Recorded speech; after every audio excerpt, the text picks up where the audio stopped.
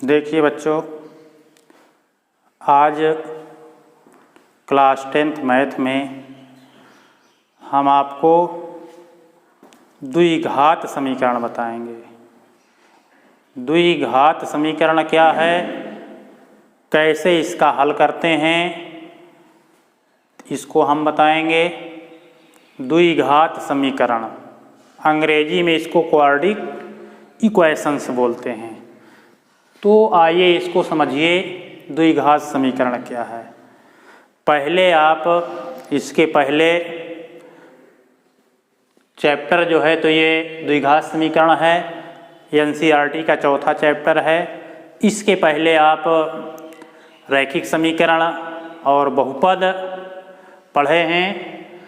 बहुपद कक्षा 9th में भी पढ़े हैं। बहुपद कहा गया है कि बहुपद ऐसा बीजीय व्यंजक जिसके चर पद की सभी घातें पूर्ण संख्याएं और बहुपद एक चर में हो, तो उसे बहुपद कहा जाता है। यानी सभी उसकी घातें जो है पूर्ण संख्याएं हों या धनात्मक पूर्णांक हों, तो बहुपद होता है। और कहा गया जैसे ax² + bx + c, ये कहा जाएगा द्विघाती बहुपद। यानी दो घात वाले बहुपद को द्विघाती बहुपद कहते हैं। तब तो ये द्विघाती बहुपद होगा।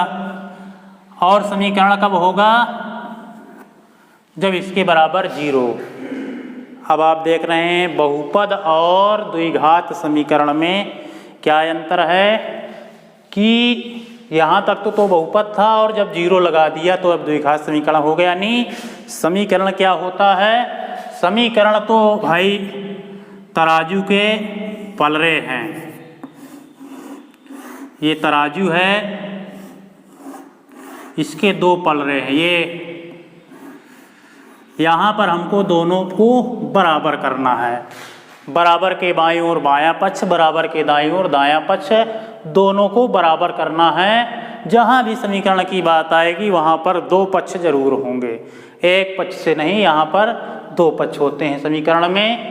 तो द्विघात समीकरण का मतलब समझ गए होंगे कि ऐसा समीकरण जिसके चर पद की उच्चतम घात तो दो से कम हो ना ज़्यादा हो, जिसका मानक रूप यानी व्यापक रूप ax² + bx + c बराबर 0 प्रकार का होता है। इसका एक ये व्यापक रूप है, मानक रूप है, इस प्रकार का होता है द्विघात समीकरण। ऐसा समीकरण जिसके चर पद की उच्चतम घात 2 हो, तब द्विघात समीकरण होता है। 2 से कम ना 2 से ज़्यादा।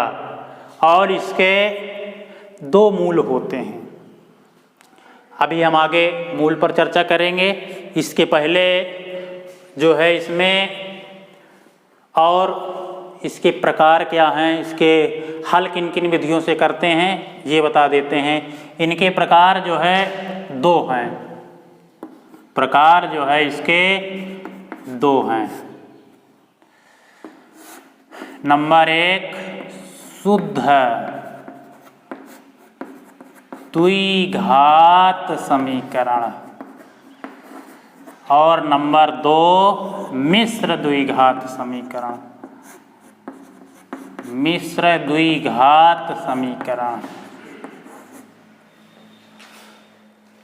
आप ध्यान दें कि शुद्ध द्विघात समीकरण क्या है और मिश्र द्विघात समीकरण क्या है। तो शुद्ध कब होता है? जैसे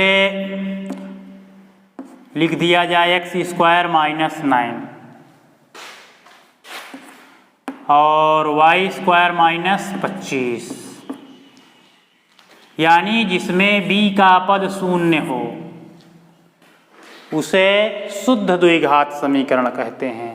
इसमें केवल ये पद हटा दिया जाए, b का पद यानी x का गुणांक हटा दिया, ये पूरा b का पद ही गोल कर दिया जाए, इतना बचेगा तो ये शुद्ध बचेगा। इसको कहा जाएगा शुद्ध द्विघात समीकरण।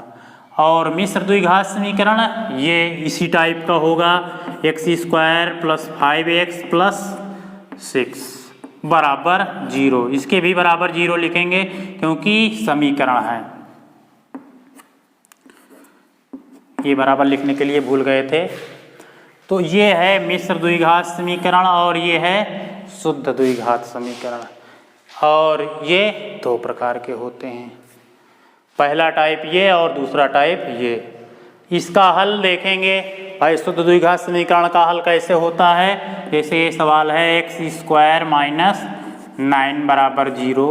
इसको हम हल करेंगे, x² 9 उधर जाएगा तो प्लस में हो जाएगा, इधर से वर्ग घटेगा तो दूसरी तरफ करड़ी लगती है। करड़ी का मान धन ऋण दोनों में होता है, यानी इसका हम वर्गमूल लेंगे तो 3 आ जाएगा। तो इसका मान आ गया -3 और +3। और द्विघात समीकरण में शुद्ध द्विघात समीकरण रहा। मिश्र द्विघात समीकरण का हल कैसे करते हैं। मिश्र द्विघात समीकरण का हल 3 विधियों से करते हैं।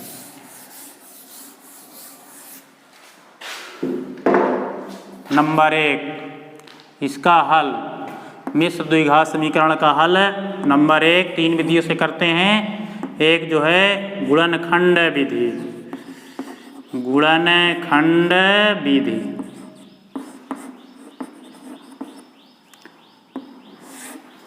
और नंबर 2 श्रीधराचार्य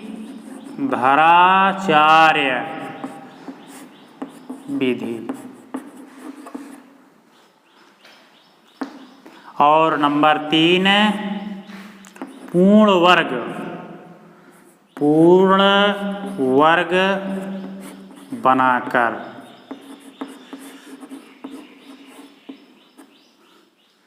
यानी इसके 3 रूल हैं। नंबर 1 गुणनखंड विधि, आप कक्षा 8 में भी इसको पढ़ चुके हैं, 9th में भी पढ़ चुके हैं। और श्रीधराचार्य विधि और पूर्ण वर्ग विधि ये आप आगे पढ़ेंगे। श्रीधराचार्य विधि ये नया नाम है। यानी एक सवाल को हम 3 कंडीशन से हल कर सकते हैं, 3 नियम से।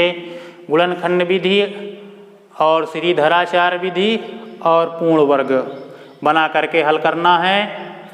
तो अब इसमें हम सबसे पहले आपको बताते हैं गुणनखंड विधि कैसे का हल करते हैं। गुणनखंड विधि से जैसे सवाल है हमारा x² + 5x + 6 बराबर 0। सबसे पहले हम इसका गुणा कर लेते हैं। इसके गुणांक में कुछ नहीं है तो 1 माना जाएगा। इनका हम गुणा करेंगे, यानी 1 × 6 बराबर 6। इसके बाद फिर ऐसा इसका खंड करते हैं कि वो जोड़ने या घटाने पर इसके बराबर हो। ये क्लियर करना है कि जोड़ना है कि घटाना है, ये चिन्ह हमारा बताएगा। प्लस है तो खंडों को जोड़ना है। 6 के हम गुणनखंड करते हैं, जैसे 2 तिहाई 6 1 हो जाएगा, 1 6 1 अन्नम 6 भी होगा। लेकिन हमें उपयुक्त गुणनखंड लगाना है कि जो बीच वाला पद जोड़ने या घटाने पर लाए तो हमको जोड़ने पर लाना है। तो जो उपयुक्त वही होगा जिसको जोड़ने पर बीच वाला पद मिल जाए। तो 2 × 3 तो 6 हो रहा, जोड़ने पर 5 हो रहा, तो उपयुक्त हमारा यही है। क्योंकि इसको जोड़ने पर 7 हो रहा तो ये हमारा उपयुक्त गुणनखंड नहीं है। इसको लेंगे क्योंकि 2 धन 3 बराबर 5 ये हो रहा है। बीच वाला पद जिसको जोड़ने पर आ जाए, जोड़ने पर भी आ सकता है और घटाने पर भी। अगर ये चिन्ह ऋण का रहे तो घटाने पर इसको लाना है। तो अब इसके बाद इसको हल करेंगे। ये वाले पद को का मान हम किनारे से तुलना करके रखते हैं, लिख दिया ये। अगला स्टेप, इसका इसमें गुणा कर देंगे बराबर 0। 2 2 के समूह में बांट देते हैं। 2 2 के समूह में कामन लेंगे, कामन यानी जो दोनों में हो। x कामन मिलेगा तो यहाँ से बचेगा x + 2। यहाँ पर 3 कॉमन मिलेगा तो x प्लस 2 बराबर 0। अब इन दोनों में ये x प्लस 2 कॉमन लेंगे तो बचेगा x प्लस 3 बराबर 0। यहाँ 2 केस हो गए, दोनों को 0 से तुलना करेंगे, लिखेंगे जब x प्लस 2 बराबर 0 तो x बराबर -2। x का 1 ये मान मिला, और जब x प्लस 3 बराबर 0 तो x बराबर -3, x का ये दूसरा मान मिला। पता है कि दो घात समीकरण के 2 मूल होते हैं, ये मूल इसके कहलाएंगे। जो हमने x के 2 मान ज्ञात किया ये इसके मूल कहलाएंगे, -2 और -3। तो ये जो है गुणनखंड विधि है, ऐसे करते हैं, यानी मध्य पद के 2 टुकड़े करके गुणनखंड करते हैं। यह गुणनखंड कक्षा 8 में और 9th में दोनों में पढ़ चुके हैं, और क्लास 10th में भी इसको पुनः फिर पढ़ेंगे।